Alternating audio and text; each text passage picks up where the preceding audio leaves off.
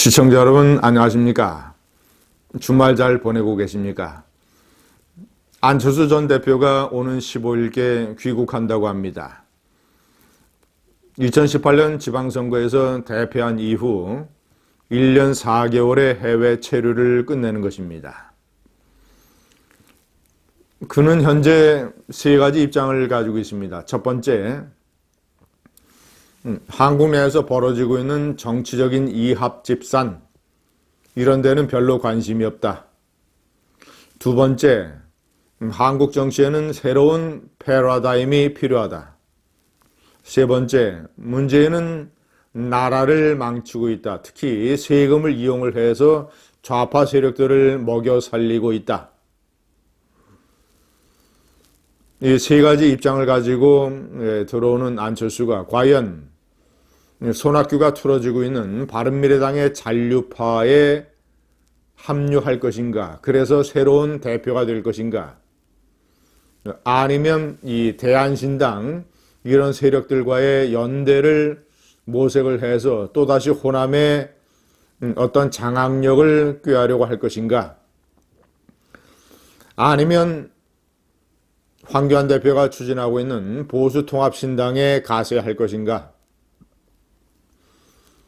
이런 몇 가지 시나리오를 놓고 추측이 분분하고 있습니다. 그러나 시청자 여러분, 제가 오늘 말씀드리고 싶은 것은 안철수의 그런 어떤 정치적인 행보 이전에 안철수가 대한민국에 가지고 있는 일종의 부채, 죄업, 이런 것들을 어떻게 해결하고 갚아나가야 될 것인가? 안철수가 구체적인 새로운 정치 세력이 되기 이전에 그가 한국 사회의 한때 대통령이 되려고 했던 지도자 반열에 있었던 인물로서 어떤 식으로 역사적인 좌표를 설정을 해야 되는가 라는 점을 제가 말씀드리려고 합니다. 결론적으로 말씀드려서 저는 안철수가 어떤 정치적인 행보를 하기 이전에 광화문에 나와서 국민들에게 절을 하고 사죄해야 된다고 생각합니다.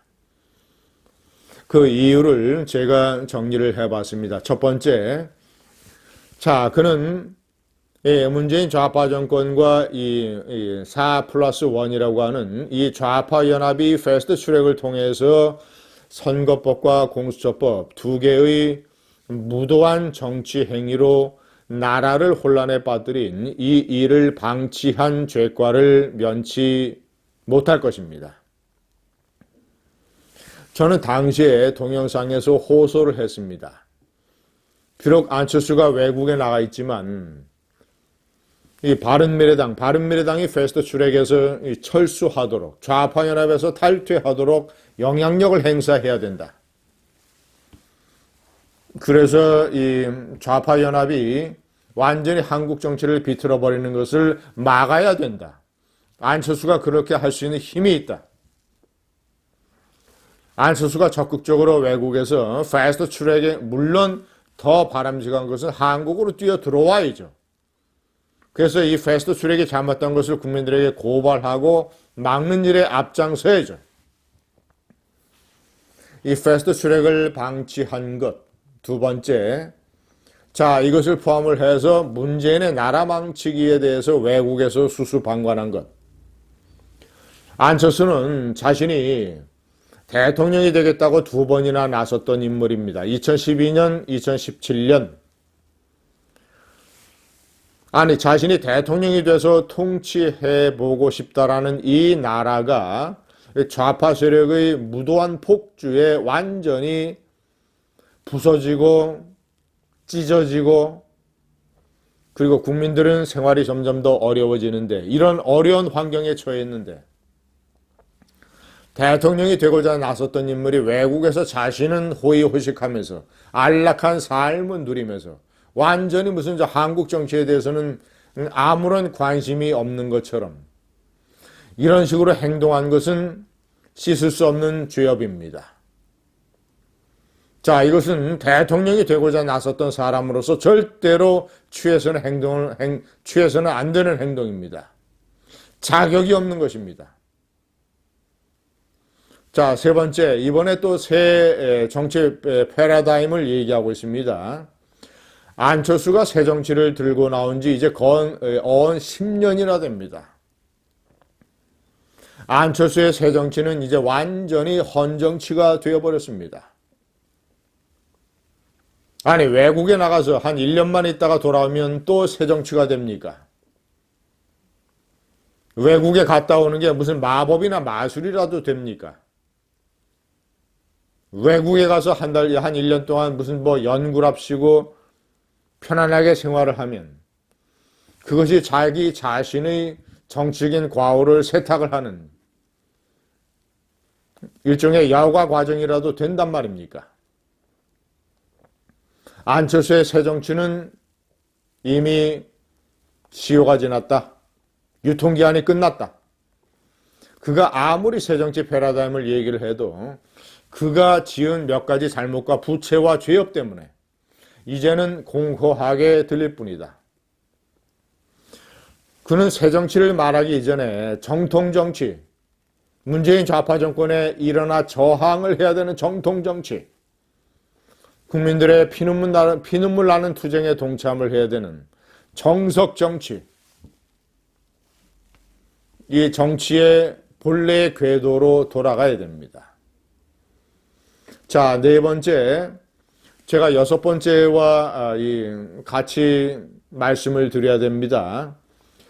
안철수의 가장 큰 잘못 중에 하나는 이 좌파 세력의 이 끔찍한 위선과 무능과 폭주의 본질을 깨닫지 못하고 좌파 세력에게 이용당했다는 것입니다. 철저하게. 문재인과는 새정치민주연합을 만들었고 그리고 2012년 대통령 선거 때는 자신의 무소속 출마를 포기하고 문재인을 도왔고 결국 문재인 좌파 세력의 집권을 해서 나라를 이런 식으로 난도질하는 것에 커다랗게 기여한 인물이 안철수입니다. 자, 이뿐만이 아니죠. 박원순에게 서울시장 후보를 양보함으로써 서울시가 완전히 좌파의 소굴로 되는 것을 도왔습니다. 안철수가 문재인 정권을 비판하는 중요한 근거 중에 하나가 무엇입니까? 세금을 이용을 해서 자신들의 세력들을 먹여 살린다. 그 대표적인 인물이 박원순 서울시장 아니겠습니까? 교통방송. 문재인 대통령은 말할 것도 없이 문재인 박원순으로 상징되는 좌파 세력의 그 가면 뒤에 숨어있는 위선과 무능과 폭주, 완장정치, 이 본질을 꿰뚫을 수 있는 어떤 이념적 능력과 경험과 통찰력이 안철수에게 없었다라는 것. 그래서 안철수는 끊임없이 좌파 세력에게 이용당하고 놀아났다는 것. 그 참혹한 결과물이 좌파의 집권이요. 제가 얼마나 외쳤습니까? 박근혜 대통령 정권이 잘못한 것이 있지만 그렇다고 좌파 정권이 집권해서는 절대 안 된다. 제가 박근혜 대통령 탄핵 과정에서 TV 토론에 나가서 목이 터져라 외쳤던 논리 아닙니까? 박근혜 대통령을 극복해야 된다. 잘한 것은 철저하게 계승을 하고 잘못한 것은 과감하게 고쳐나가면 된다. 대신 절대로 이 김대중 노무현 정권이 보여줬던 좌파 정권의 그 끔찍한 잘못이 재현돼서는 안 된다. 좌파가 집권해서는 절대 안 된다라고 얘기했던 것. 저와는 달리 안철수는 180도 좌파에게 속아 넘어갔습니다. 안철수가 지금 들어와서 바른미래당의 손학규하고 또 치열한 정치 투쟁을 벌여서 바른미래당 잔류파를 차지하느냐, 그리고 대한신당과 합치느냐, 그래서 다시 호남의 정치 지도자가 되기 위한 일종의 복귀 투쟁을 벌이느냐. 자, 이런 것들이 한국 정치에 얼마나 이것이 무슨 중요하겠습니까? 어떤 기여를 하겠습니까? 안철수는 광화문에 나가서 국민들에게 사죄해야 된다. 그리고 광화문의 연설을 통해서 문재인 좌파 정권이 나라 망치는 것을 국민들에게 고발해야 된다. 자, 그리고 구체적으로 오는 4월 총선에서는 자유우파 세력과 중도 세력이 문재인 좌파 정권을 총선의 투표장에서 스탑시키는 일에 적극적으로 가세해야 된다. 이것이 대한민국에 대한 본인의 죄과를 씻는 길입니다. 감사합니다.